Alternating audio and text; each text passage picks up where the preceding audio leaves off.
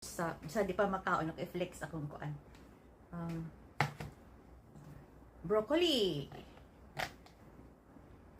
Napakagwapa sa broccoli. Kuan ni siya Korean.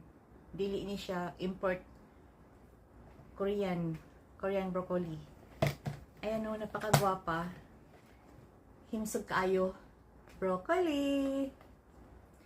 Next is kamote. Oh. Kamura de kibalo manguan. Magtanong. Kibalo po ko magtanong mo. Sama niya akong lutoon. Kanyang baboy. Tapos itlog. Kadadlaw. Konsumo ni sa akong anak kadadlaw.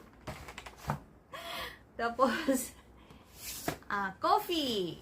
Di lang natin ikon ang pangalan brand. Coffee. Mixed coffee.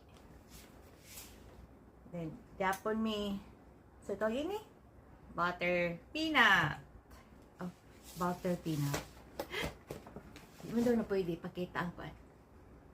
Next is among saging. Tulo na lang kabuok. So, money siya fruit from the fruit of kuan.